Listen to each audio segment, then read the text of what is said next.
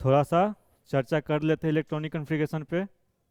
देखो कुछ है नहीं, बस तुमको ये जानना चाहिए कि फर्स्ट सेल में कितना इलेक्ट्रॉन होता है। फर्स्ट सेल में 2 इलेक्ट्रॉन और सेकेंड सेल में 8 इलेक्ट्रॉन। कैसे? 2n का होल स्क्वायर। और थर्ड सेल में 18 ना, और फोर्थ में 32। यही है ना, कितना इलेक्ट्रॉन रहता है। इस तरह से अरेंजमेंट होता है। ये हो गया न्यूक्लियस, ये हो गया फर्स्ट सेल, ये सेकेंड सेल, ये थर्ड सेल, ये फोर्थ सेल, ऐसे ही बढ़ते जाएगा। और पॉलिटेक्निक एग्जाम में 20 तक ही आता है। ठीक है, जैसे मान लो कि तुम्हारे पास फॉस्फोरस है 15 है ना, तो सबसे पहले इलेक्ट्रॉन यहाँ रखेगा कि यहाँ रखेगा, ऐसे रखते जाना है। ठीक है, तो सबसे पहले तो इसमें मैक्सिमम कितना इलेक्ट्रॉन आता है? 2 इलेक्ट्रॉन, तो 2 को रख देंगे, 2 को रख दो।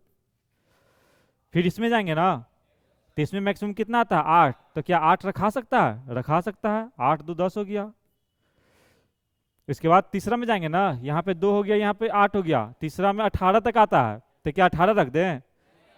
चाहिए 5 ही ना, तो 5 रख दी, हो गया। और ये वाला जो इलेक्ट्रॉन है ये क्या है?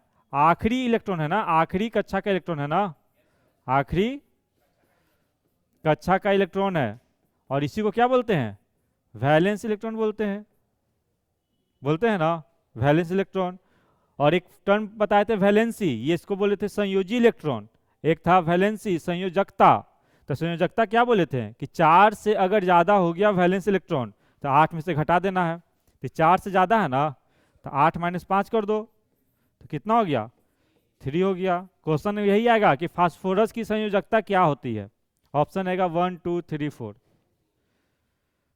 समझ गया? फिर बोले थे कि देखो अब मान लो कि पोटासियम है 19 है, इसमें थोड़ा कंफ्यूजन होता है। फर्स्ट सेल में कितना आएगा? 2 इलेक्ट्रॉन। सेकेंड में कितना आएगा? 8 इलेक्ट्रॉन। 8 और 2 10 हो गया ना। थर्ड में आ सकता है 18 तक, तो यहाँ पे लिख देता है आदमी 9, लेकिन गलत है। बोर्ड बॉडी ने क्या बोला कि आखिरी सेल में 8 से ज्यादा इलेक्ट्रॉन नहीं हो सकता है, तो गलत ना हो गया। यानी कि चलो आखिरी सेल में 8 इलेक्ट्रॉन रख सकते हो, तो 2 8 8 और 1। कितना सिंपल सा चीज है ये ना, इलेक्ट्रॉनिक कॉन्फ़िगरेशन हो गया। यहाँ इसमें बोलेगा कि वैलेंसी क्या है, संयोजकता क्या है। संयोजकता क्या है? 1 है। अब वैलेंस इलेक्ट्रॉन कितना है? 8 है। तो कोई दिक्कत है? सिंपल है ना। हाँ देख लो, खुद कर लो। बोलेगा, ऐसे बोलेगा कि कोई तत्व है, ठीक है, कोई तत्व है जिसका परमाणु संख्या 14 है। परमाणु संख्या 14 है। कोई तत्व है जिसका परमाणु संख्या 14 है। तो बताइए कि इसकी संयोजकता क्या होगी। इसकी संयोजकता क्या होगी? तो परमाणु संख्या 14 है ना, 14 है ना, तो इसका इलेक्ट्रॉनिक कॉन्फ़िगरेशन लिखना पड़ेगा। इलेक्ट्रॉनिक विन्यास क्या कैसे लिखेंगे? 2 8 4, यही ना। तो इसका वैलेंस इलेक्ट्रॉन तो 4 हो गया और संयोजकता भी 4 हो गया। क्या बोलते थे कि 4 या 4 के बराबर हो तो जो भी वैलेंस इलेक्ट्रॉन होता है वही वैलेंसी हो जाता है। सही है ना, कोई दिक्कत तो है नहीं, नहीं ना। फिर इसके बाद क्या किए थे थोड़ा सा, कि किसी भी तत्व को हम इस तरह से दिखाते हैं। ये मान लो कि तत्व है x, कोई तत्व का नाम है, नीचे लिखते हैं z, ऊपर में लिखते हैं a। ठीक है, x क्या है? x है तत्व, कोई भी तत्व है, कोई भी तत्व है, कोई भी एलिमेंट है। ठीक है, z क्या है? परमाणु संख्या है। क्या है? परमाणु संख्या। इसी को क्या बोलते हैं? एटॉमिक नंबर है। और a क्या है? या तो इसको मास नंबर बोलो या तो इसको एटॉमिक मास बोलो, दोनों सेम ही है। एटॉमिक मास बोलो। द्रव्यमान है, द्रव्यमान संख्या, या परमाणु द्रव्यमान, या परमाणु द्रव्यमान, सब एक ही नाम है इसका, समझ गया ना। और बताए थे ना कि जो जेड जो होता है वो किस पे डिपेंड करता है, प्रोटॉन की संख्या पे। न्यूक्लियस में कितना प्रोटॉन की संख्या है, इस किस पे डिपेंड करता है, प्रोटॉन की संख्या पे, प्रोटॉन की संख्या, कि जितना प्रोटॉन की संख्या होगा वही जेड की वैल्यू होगा। बोलेगा कि कोई तत्व है उसके नाभिक में 10 प्रोटॉन है, तो बताइए उसका एटॉमिक नंबर क्या होगा। नहीं, ऐसे पूछेगा कोई तत्व है जिसके नाभिक में 10 प्रोटॉन है, तो बताइए वो तत्व का क्या नाम है। हाँ बोलो। अरे 10 है यानी 10 एटॉमिक नंबर किसका है, नियोन। कुछ भी घुमा के पूछ लेगा, बस ये पता होना चाहिए ना कि प्रोटॉन की संख्या क्या कहलाता है, एटॉमिक नंबर, परमाणु संख्या।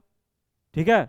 और क्या था, ये एटॉमिक मास था ना, तो एटॉमिक मास क्या होता है, P+N, बस कुछ दिखते नहीं है।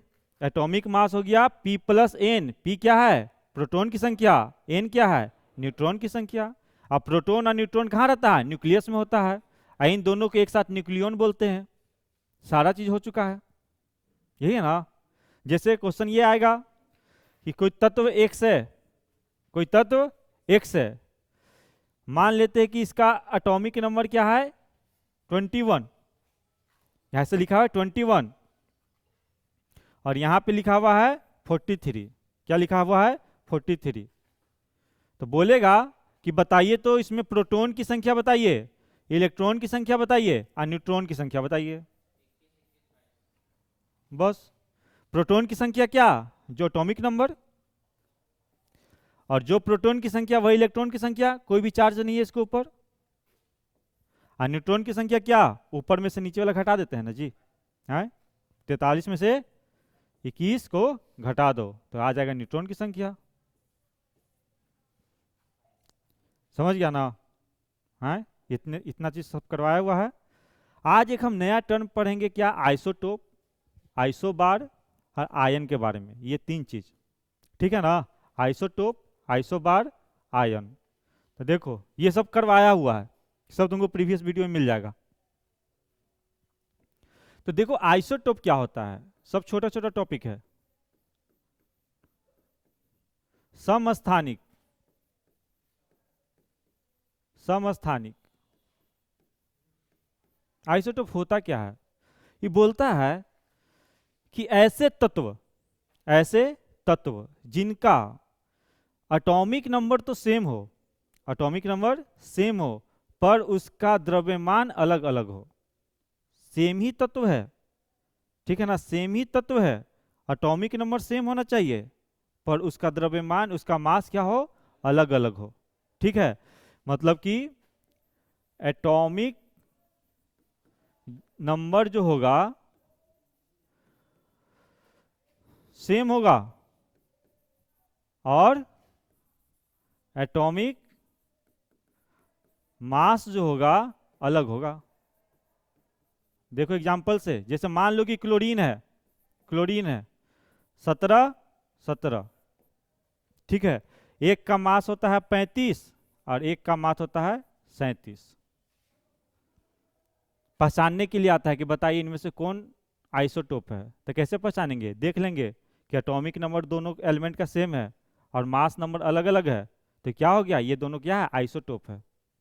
ठीक है ना, जिसकी परमाणु संख्या समान होती है और द्रव्यमान अलग अलग होता है।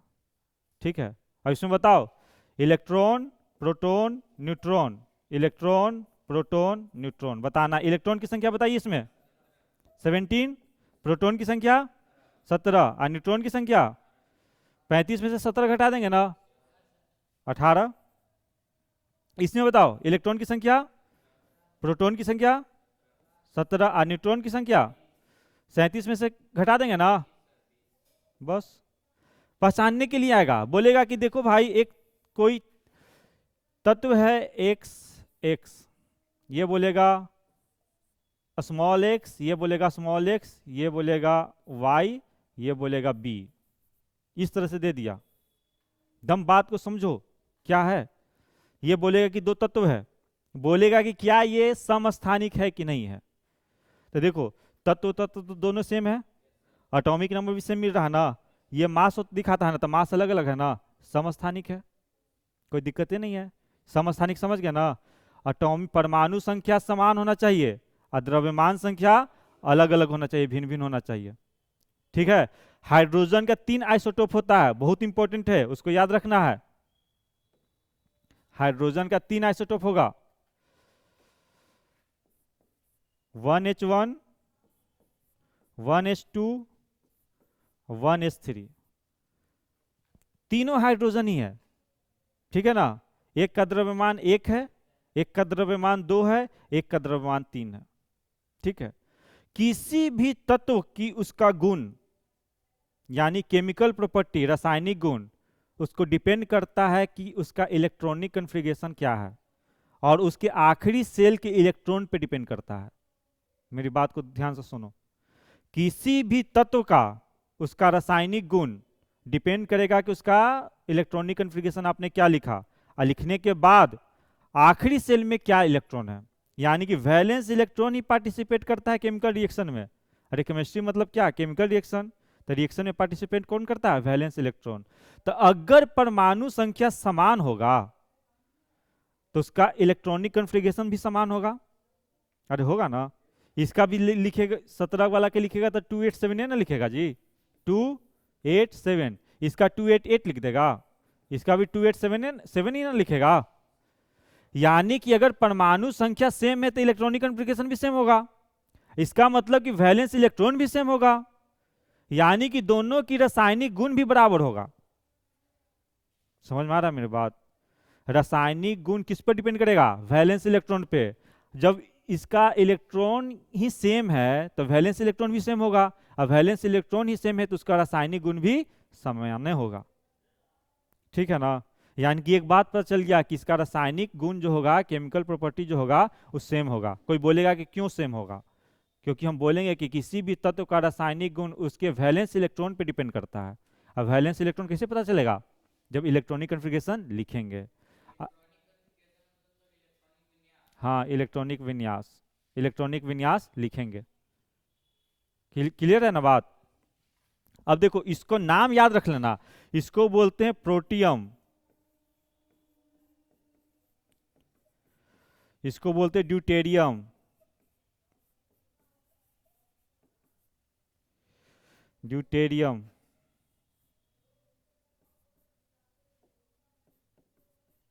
इसको बोलते हैं ट्राइटियम। थोड़ा नाम अजीब है, इसको बोलते हैं प्रोटियम, इसको बोलते हैं ड्यूटेरियम,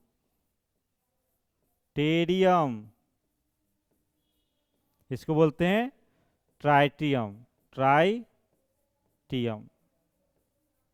देखो सबकी परमाणु संख्या सेम है कि नहीं है, सबका भार अलग अलग है ना। इसका मतलब पहला पॉइंट क्या, रासायनिक गुण सेम रहेगा, रासायनिक गुण मतलब केमिकल प्रॉपर्टी, प्रॉपर्टीज सेम होगा, सेम होगा। तो दो तरह का प्रॉपर्टी होता है, एक होता है केमिकल प्रॉपर्टी, एक होता है फिजिकल प्रॉपर्टी, एक होता है भौतिक गुण। तो भौतिक गुण में हम लेते हैं कि उसका द्रव्यमान में क्या अंतर है जी, उसका घनत्व में क्या अंतर है, ये सब देखते हैं। अब तुम ही बताओ, इसका द्रव्यमान सेम है, सबका अलग अलग है ना, इसका मतलब कि इसका भौतिक गुण अलग अलग होगा। ठीक है, इसका भौतिक गुण, भौतिक गुण अलग होगा। बोलेगा कि भौतिक गुण अलग क्यों होगा, क्योंकि इस सब तत्वों का मास अलग अलग है, सब तत्वों का द्रव्यमान क्या है, अलग अलग है। क्यों है, क्योंकि द्रव्यमान, क्योंकि द्रव्यमान अलग अलग है, अलग अलग है। रासायनिक गुण क्यों सेम है, क्योंकि क्या बताओ, इलेक्ट्रॉन की संख्या बराबर है।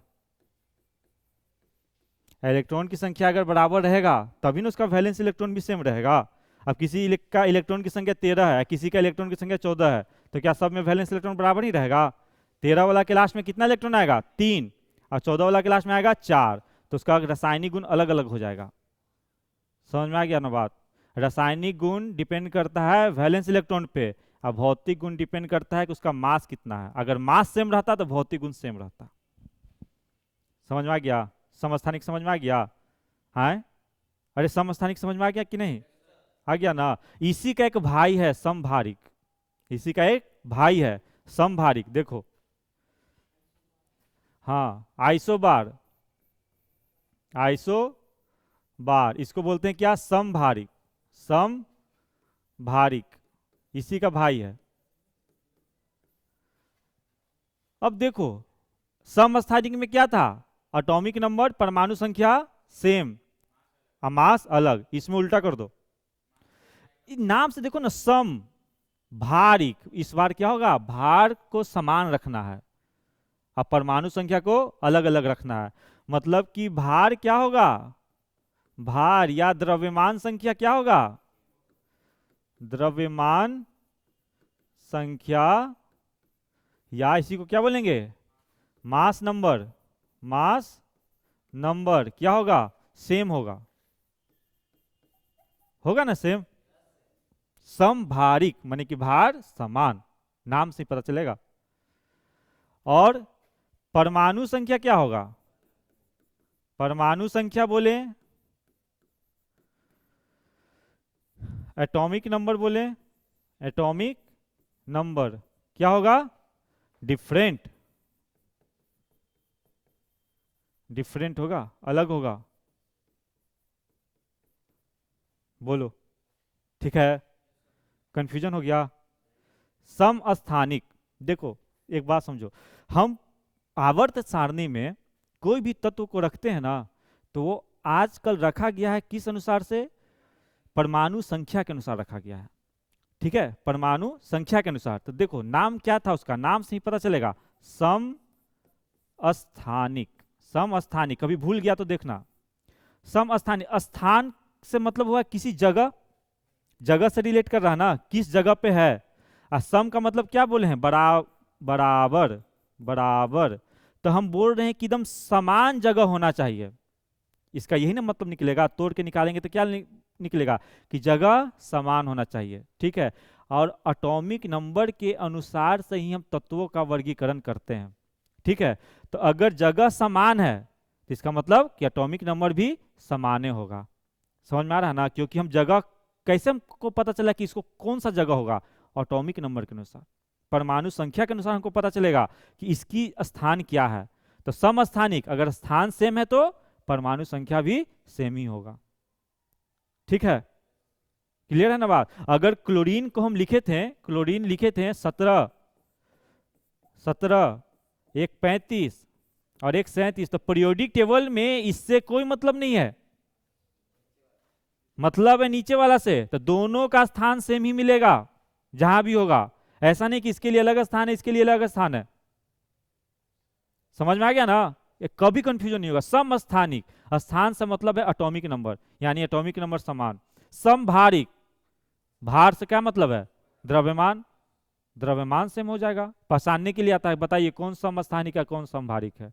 या इसमें पूछ देगा कि बताइए इलेक्ट्रॉन की संख्या, प्रोटॉन की संख्या, न्यूट्रॉन की संख्या। कोई दिक्कत है? अरे सबसे आसान चीज है ये सब। केमिस्ट्री सबसे आसान होता है अगर कायदे से पढ़ोगे तब। ठीक है, तुम देख लेना, सबसे ज्यादा नंबर इसी में आएगा। मजाक लग रहा है? हैं? तुम रहो ना, 1 महीना में खुद ब खुद तुमको समझ में आ जाएगा कि हम क्या थे, अभी क्या है। ठीक है, इसके देख लेते, एग्जाम्पल देख लेते हैं। आर्गन, कैल्शियम, आर्गन और कैल्शियम। आर्गन का परमाणु संख्या 18, कैल्शियम का 20, इसका द्रव्यमान संख्या 40, इसका भी द्रव्यमान संख्या 40। हो गया ना? क्या ये समस्थानिक है? द्रव्यमान संख्या वही है, प्रोटॉन और न्यूट्रॉन की संख्या को जोड़ दो। अब प्रोटॉन का भी भार एक ही माना गया है, न्यूट्रॉन का भार भी एक ही माना गया है। ठीक है, द्रव्यमान संख्या बोलो चाहे भार बोलो, बात है बराबर। ठीक है ना? 40-40 हो गया ना, भार सेम हो गया ना, एटॉमिक नंबर अलग अलग हो गया ना है। तो क्या इसकी केमिकल प्रॉपर्टी सेम होगी? रासायनिक गुण नहीं ना होगा। रासायनिक गुण तो डिपेंडे करता है वैलेंस इलेक्ट्रॉन पे, अब वैलेंस इलेक्ट्रॉन डिपेंड करेगा इलेक्ट्रॉन की संख्या पे। तो इसका क्या रटना पड़ेगा कि हमको समभारिक में रासायनिक गुण अलग अलग होता है? नहीं रटना पड़ेगा, समझना पड़ेगा। अब बोलो भौतिक गुण क्या अलग अलग होगा? नहीं, भौतिक गुण डिपेंड करेगा उसके द्रव्यमान पे, द्रव्यमान तो सेम है। तो क्या 2 पॉइंट निकला जो कभी याद नहीं करना है, समझना है केवल। रासायनिक गुण क्या होगा? हाँ, रासायनिक गुण यानी क्या? Chemical property, chemical property. Different लिख दें? इतना तो इंग्लिश लिखना पड़ेगा ना है? हर जगह के लोग देखेगा, बोलेगा कि केवल हिंदी है। रासायनिक गुण क्या हो गया? डिफरेंट है। अच्छा, फिजिकल प्रॉपर्टी भौतिक गुण, मेरे साथ 2 महीना पढ़ लेगा ना, तुम लोग का इंग्लिश भी ठीक हो जाएगा। फिजिकल प्रॉपर्टी, फिजिकल प्रॉपर्टी मतलब क्या? भौतिक गुण।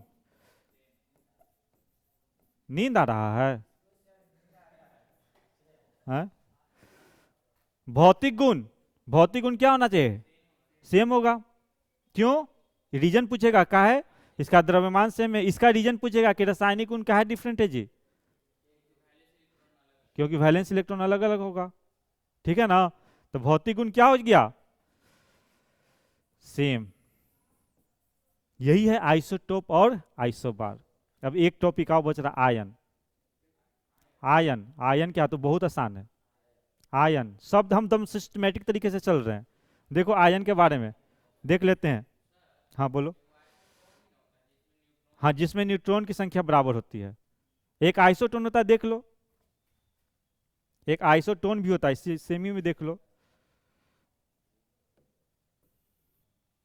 एक आइसोटोन होगा, कुछ नहीं, आइसोटोन।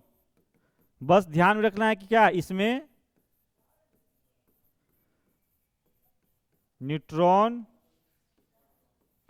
की संख्या, न्यूट्रॉन की संख्या बराबर होगी, बस बराबर होगी। ठीक है, समझ में आ रहा है बात? बस यही है। अब देखो आयन, इसको समझना एकदम जरूरी है। आयन के पहले लिख लोगे क्या कुछ? हम्म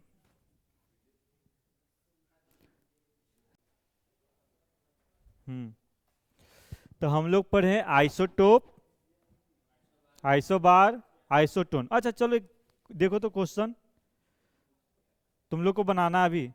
ठीक है, कोई तत्व ए है और कोई तत्व बी है। इसकी परमाणु संख्या 17 है और द्रव्यमान संख्या 37 है। इसकी परमाणु संख्या 18 है और इसकी द्रव्यमान संख्या 38 है। तो ऑप्शन है ए कि ये क्या है? आइसोटोप है, आइसोटोप है। बी आइसोबार है, आइसोबार है। सी आइसोटोन है, आइसोटोन है। E D none of these, none of these. क्या ये समस्थानिक है, समभारिक है कि आइसोटोन है, कि इनमें से कोई नहीं है? क्या लग रहा है?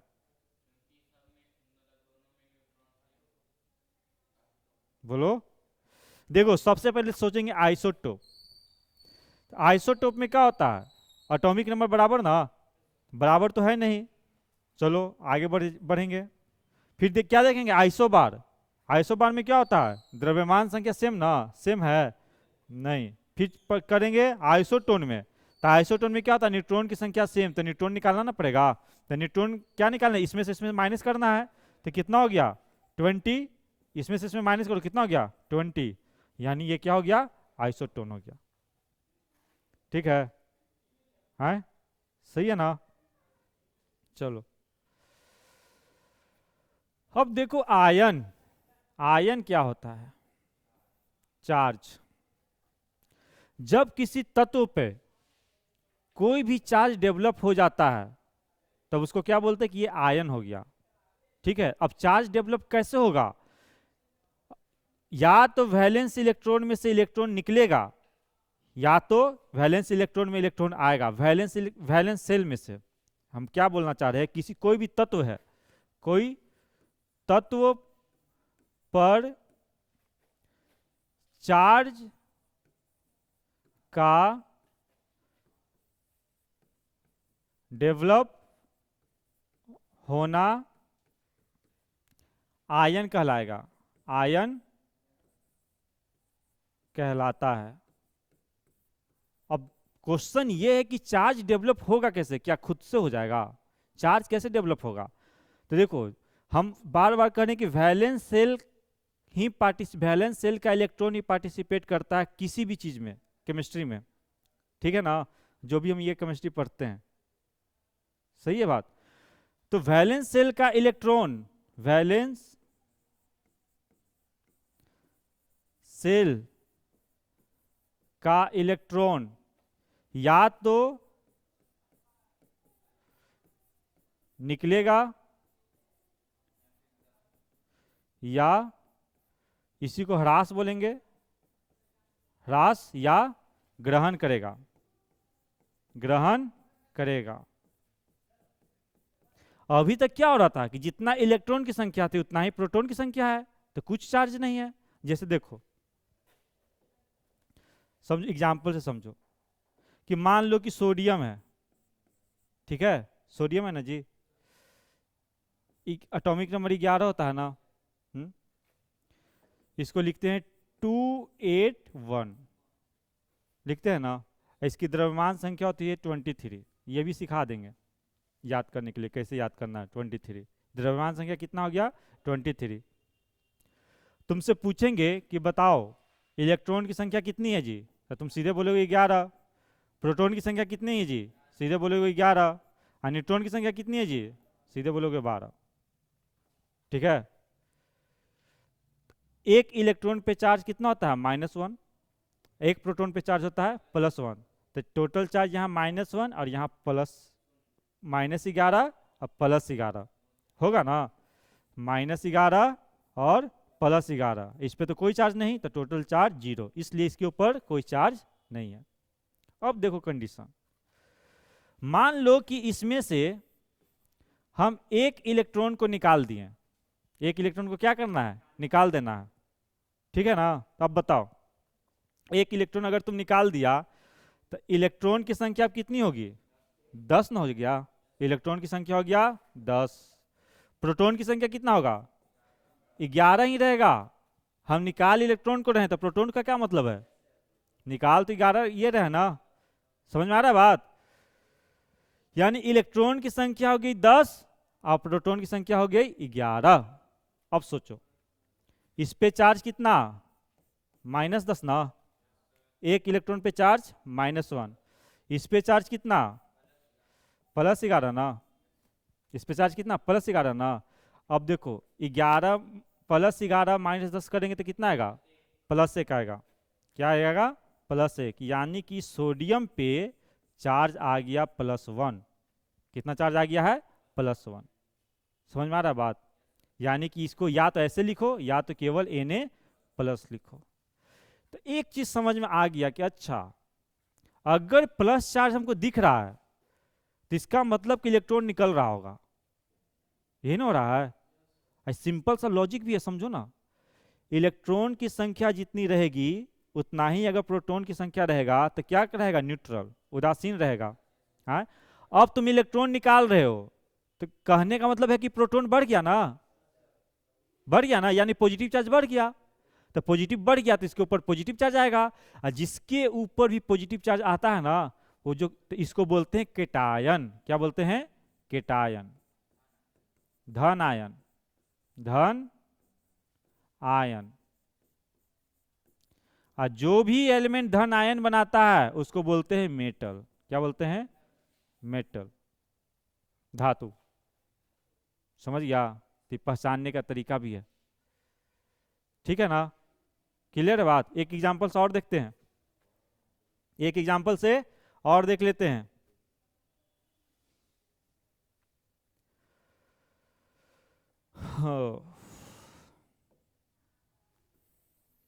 चलो देखो, मैग्नीशियम, मैग्नीशियम 12 होता है 24, 282, ठीक है, 282।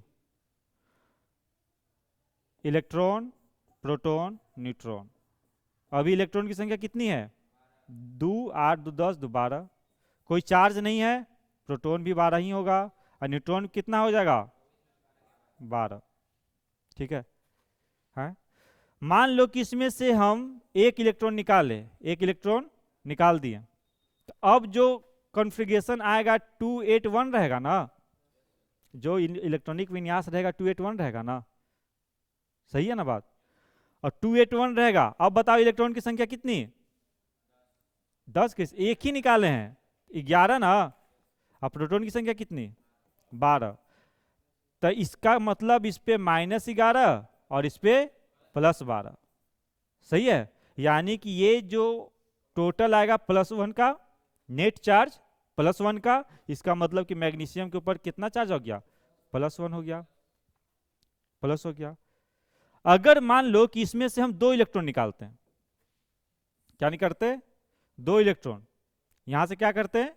2 इलेक्ट्रॉन निकालते हैं, 2 इलेक्ट्रॉन निकालते हैं, ठीक है। तो क्या हो जाता? 2,8, यही ना होता? Electron, proton, neutron. इलेक्ट्रॉन की संख्या कितनी? प्रोटॉन की संख्या, और न्यूट्रॉन तो वही रह जाएगा, न्यूट्रॉन में तो कोई छेड़छाड़ होगा नहीं। अरे न्यूट्रॉन की संख्या इलेक्ट्रॉन पर थोड़े डिपेंड करता है, वो तो प्रोटॉन और न्यूट्रॉन पर ना डिपेंड करता है। तो इलेक्ट्रॉन से न्यूट्रॉन सेम ही रह जाएगा हर बार। अब तुम देखो, चार्ज -10 और चार्ज, तो नेट चार्ज +2, यानी कि इस बार वाला मैग्नीशियम पे होगा 2+ चार्ज। अब तुम्हारे दिमाग में आएगा कि सर तो तीनों को निकाल सकते हैं क्या? तो देखो, वैलेंस इलेक्ट्रॉन को जब निकालना होता है ना, 2 चीज पे डिपेंड करेगा। एक कि वैलेंस सेल में जितना इलेक्ट्रॉन रहेगा उससे ज्यादा नहीं निकाल सकते हैं, ठीक है ना। वैलेंस सेल से ज्यादा इलेक्ट्रॉन नहीं निकाल सकते हैं। वैलेंस सेल में 10 को कहाँ है रे? वैलेंस सेल में 1 ना है। और पहला पॉइंट तो ये है, पहला पॉइंट ये है। देखो, पहला पॉइंट क्या बोले कि वैलेंस इलेक्ट्रॉन से ही इलेक्ट्रॉन निकल सकता है। जैसे मान लो कि इसके पास 2 को है ना, तो मैक्सिमम 2 को निकलेगा। अभी मत समझो कि सर 3 को निकाल देंगे क्या। दूसरा कंडीशन, किसी भी तत्व में से मैक्सिमम 3 इलेक्ट्रॉन ही निकाल सकते हैं। किसी भी तत्व में से मैक्सिमम 3 ही इलेक्ट्रॉन निकाल दे। मान लो कि वैलेंस इलेक्ट्रॉन 4 है, तो ऐसा नहीं कि तुम 4 को निकाल देगा, मैक्सिमम 3 ही इलेक्ट्रॉन निकाल सकते हैं, और मैक्सिमम 3 ही इलेक्ट्रॉन को गेन कर सकते हैं। समझ में आ रहा है बात? ये एनर्जी पे डिपेंड करता है, ये सब एनर्जी का इसमें लोचा है कुछ, कि ठीक है, फिर स्टेबिलिटी गड़बड़ा जाता है। तो बस ये ध्यान रखना है कि मैक्सिमम कितना इलेक्ट्रॉन निकाल सकते हैं? 3। अगेन कितना कर सकते हैं? 3। मतलब कि मैक्सिमम 3 इलेक्ट्रॉन लूज करेगा या 3 इलेक्ट्रॉन, बस ये पॉइंट बहुत इंपॉर्टेंट है, 3 इलेक्ट्रॉन ही गेन करेगा। तब तुम्हारा क्वेश्चन है कि 4 वाला क्या करेगा? तो 4 वाला ना गेन करेगा ना लूज करेगा। वो क्या बनाता है? कोवैलेंट बॉन्ड बनाता है, सहसंयोजक बंधन बनाता है, साझा करता है इलेक्ट्रॉन को। क्या करता है? साझा करता है, ठीक है। तभी बस आयन पे ही रहते हैं, वो केमिकल बॉन्डिंग में बात करेंगे। समझ में आ गया बात? ये समझ में आया कि इलेक्ट्रॉन अगर किसी भी तत्व के ऊपर पॉजिटिव चार्ज आ रहा है तो सीधा समझेंगे कि उसमें से इलेक्ट्रॉन निकल चुका है। और जितना पॉजिटिव चार्ज आएगा उतना ही इलेक्ट्रॉन निकलेगा। यहाँ पे एक पॉजिटिव चार्ज है ना तो एक इलेक्ट्रॉन निकला, और यहाँ पे 2 पॉजिटिव चार्ज है ना तो 2 निकला। मान लो कि हम तुमसे पूछेंगे कि देखो जी एल्युमिनियम 3+ लिखा हुआ है, तो एल्युमिनियम तत्व में से कितना इलेक्ट्रॉन निकला होगा? 3 को निकला होगा। ये नहीं ना बोल दोगे कि 3 को आया होगा, नहीं ना? है तो जो जिस प्लस चार्ज है तो उसको बोलते धन आयन, या उसी को बोलते केटायन। ठीक है, क्या बोलेंगे? केटायन। और जो केटायन बनाता है वो क्या होता है? मेटल होता है। क्या होता है? मेटल होता है। यानी कि जो मेटल होता है उसमें टेंडेंसी क्या होता है? इलेक्ट्रॉन को ह्रास करने का। समझ में आ गया पॉइंट? मेटल का टेंडेंसी क्या होता है? इलेक्ट्रॉन को निकालने का, लूज करने का। मेटल नॉन मेटल भी हम लोग का चैप्टर है। ठीक, आगे देखते हैं। ये तो पहला केस ना हो गया, इलेक्ट्रॉन को क्या किया? निकालें। अब दूसरा केस देखते हैं, इलेक्ट्रॉन गेन करने वाला केस देख लेते हैं। सही है, मान लो कि क्लोरीन है, क्लोरीन है ना 17, तो 2 8 7, 2 8 और 7 इलेक्ट्रॉन की संख्या 17, प्रोटॉन की संख्या 17 है ना। इलेक्ट्रॉन 17 है और प्रोटॉन 17 है। अब तुम्हारे दिमाग में ये चीज आएगा, देखो इलेक्ट्रॉन निकल रहा है या इलेक्ट्रॉन ग्रहण कर रहा है, आखिर ये क्यों कर रहा है? ये कर रहा है अपना ऑक्टेट पूरा करने के लिए, अपना ऑक्टेट पूरा करने के लिए। जो बोला था ना कि आखिरी सेल में 8 इलेक्ट्रॉन उसको रखना है, इसके लिए कर रहा है। जैसे मैग्नीशियम था, जैसे फिर से देख लो, मैग्नीशियम था 2 8 2 था, हमको भाई यहां पे चाहिए 8 इलेक्ट्रॉन। आखिरी कक्षा में कितना इलेक्ट्रॉन चाहिए? 8 इलेक्ट्रॉन। तो 2 ही पॉसिबिलिटी है ना, या तो 6 इलेक्ट्रॉन को ग्रहण कर ले, या तो ये 2 है दोनों को लूज कर दे। केमिस्ट्री का रूल क्या बोला कि मैक्सिमम से मैक्सिमम आप 3 ही इलेक्ट्रॉन को गेन कर सकते हैं, आप 3 को ही लूज कर सकते हैं। तो गेन करना होगा तो 3 को ना गेन करेगा, तो लास्ट में 5 ना आया तो उससे कुछ फायदा हुआ नहीं। लेकिन लूज कर सकता है ना 3 तक, तो 2 को लूज कर दिया, लास्ट में 8 आ गया। सही है ना? स्टेबिलिटी के लिए है ना कि लास्ट में कितना इलेक्ट्रॉन चाहिए? 8 इलेक्ट्रॉन चाहिए, इसलिए ये सब काम हो रहा है। अब जैसे ये मैग्नीशियम, ये क्लोरीन को देखो, इसके सामने भी 2 केस। हमको यहाँ पे चाहिए भाई 8 इलेक्ट्रॉन। क्या हो सकता है? आखिरी सेल में चाहिए 8 इलेक्ट्रॉन, तो या तो तुम भाई पूरे निकल जाओ, तो एक सेल घट गया तो लास्ट सेल में 8 इलेक्ट्रॉन हुआ ना, पूरा निकलने के लिए 7 इलेक्ट्रॉन निकालना पड़ेगा। रूल क्या बोलता है कि 3 से ज्यादा नहीं निकाल सकते हैं, तो वो कहानी खत्म। दूसरा क्या केस हो सकता है? 7 है ना, एक तुम ले लो, 1 इलेक्ट्रॉन गेन कर लो। समझ में आ गया? ये कोई बोलेगा कि क्लोरीन इलेक्ट्रॉन को लूज क्यों नहीं करता है? क्लोरीन इलेक्ट्रॉन को लूज इसलिए नहीं करेगा क्योंकि उसको लूज करना है तो इसको 7 इलेक्ट्रॉन लूज करना पड़ेगा, और 7 इलेक्ट्रॉन ये लूज नहीं कर पाएगा, इतना एनर्जी नहीं है। ठीक है ना? तो क्या करेगा, ये 1 इलेक्ट्रॉन गेन कर लेगा तो वो ज्यादा स्टेबल हो जाएगा, क्योंकि हमको आखिरी सेल में चाहिए 8 इलेक्ट्रॉन। क्लियर है बात को? तो देखो, मान लो कि 1 इलेक्ट्रॉन ये गेन किया, इलेक्ट्रॉन गेन क्यों कर रहा है? खुद को स्टेबल होने के लिए, स्टेबल होने के लिए। क्योंकि हम देखे थे ना इनर्ट गैस वाला जितना भी इलेक्ट्रॉनिक कॉन्फ़िगरेशन था, सबके लास्ट में 8 8 था ना। और क्या बोले थे कि ये सब पार्टिसिपेट नहीं करता रिएक्शन बनाने में। तो लोग जीवन में स्टेबिलिटी ना पाना चाह रहा है। तुम पॉलिटेक्निक की तैयारी कर रहा, इसीलिए ना कि पॉलिटेक्निक हो जाएगा, कोर्स कंप्लीट हो जाएगा, नौकरी लग जाएगा, स्टेबल हो जाएंगे। यही ना रीजन है जी। हर आदमी स्टेबल होना चाह रहा है ना, तो ये भी स्टेबल होना चाह रहा है। सही है? अब मान लो कि 1 इलेक्ट्रॉन गेन किया, समझ में आ रहा है ना क्यों गेन करेगा? गेन किया तो इसका इलेक्ट्रॉनिक कॉन्फ़िगरेशन क्या हो जाएगा? 2 8 8 होगा कि नहीं होगा? जो भी चेंज होगा वैलेंस सेल में के इलेक्ट्रॉन में ही चेंज होगा। तब बताओ इलेक्ट्रॉन की संख्या बताओ, 8 2 10 8 18। अब प्रोटॉन की संख्या बताओ, तो प्रोटॉन तो वही ना रहेगा न्यूक्लियस में। न्यूक्लियस का कोई रोल ही नहीं है यहाँ पे, न्यूक्लियस में आराम से बैठा हुआ है। सही है? तो 1 इलेक्ट्रॉन पे भार चार्ज -1, तो 18 पे -18। 1 प्रोटॉन पे चार्ज +1, तो चार्ज +17। नेट चार्ज क्या हो गया? -1। नेट चार्ज क्या हो गया जी? -1। इसका मतलब कि क्या हो गया? Cl2-। हाँ 1-।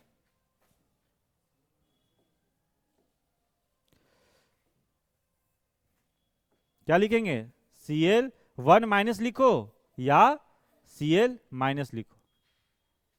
समझ में आ गया? नहीं आया होगा, एक और एग्जांपल से समझ में आएगा।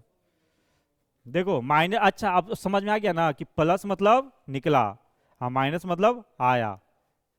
और जिसके ऊपर भी जो माइनस साइन आता है ना तो होगा नॉन मेटल। क्या होगा, नॉन मेटल। देखो बहुत सारा चीज आ रहा है क्लियर, नॉन मेटल। यानी कि तुमको 1 से लेके 20 तक तुमको पहचानना है कौन मेटल होगा कौन नॉन मेटल होगा, तो तुमको इलेक्ट्रॉनिक कॉन्फ़िगरेशन लिखना आना चाहिए। और फिर तुमको लास्ट में तुम देखेगा कि इलेक्ट्रॉन लूज करेगा कि गेन करेगा। कैसे पता चलेगा कि लूज करेगा गेन करेगा? कि लास्ट में चाहिए, लास्ट सेल में 8 इलेक्ट्रॉन चाहिए, पता चल जाएगा ना है? अब देखो एक एग्जांपल और देख लो। सल्फर, क्या है, सल्फर 16 ना, तो 2 8 6, 2 8 6 हो गया ना है? क्या ये 6 इलेक्ट्रॉन लूज कर देगा? नहीं, क्योंकि ये मैक्सिमम 3 ही कर सकता है ना लूज। तो अब क्या सेकेंड ऑप्शन क्या है, तुम एक्सेप्ट कर लो, गेन कर लो, तो 2 इलेक्ट्रॉन ही गेन कर लेगा ना। तो जब ये 2 इलेक्ट्रॉन गेन करेगा, क्यों 2 इलेक्ट्रॉन गेन कर रहा है? खुद को स्टेबल होने के लिए, खुद को स्टेबल होने के लिए। तो क्या हो जाएगा 2 8 8। यहां पे देखो इलेक्ट्रॉन की संख्या कितनी, 16, और प्रोटॉन की संख्या कितनी, 16। यहां पे देखो इलेक्ट्रॉन की संख्या कितनी है जी, 8 2 10 8 18, और प्रोटॉन की संख्या 16। नेट चार्ज कितना हो जाएगा, नेट चार्ज बताओ, -2। मतलब कि यहां पे जो सल्फर आने वाला है इसके ऊपर 2 माइनस चार्ज लगने वाला है। इसका मतलब क्या हो गया कि 2 इलेक्ट्रॉन ये ग्रहण किया, पहले से 16 और 2 18। ऐसे सोचेंगे कि मान लो कि रहेगा Na+, पूछेगा कि बताओ जी इसका इसमें इलेक्ट्रॉन कितना है, तो पहले से रहता है सोडियम में 11, यहाँ पे एक प्लस चार्ज है यानी एक निकला होगा, तो 11 - 1 हो गया 10। ठीक है, रहेगा।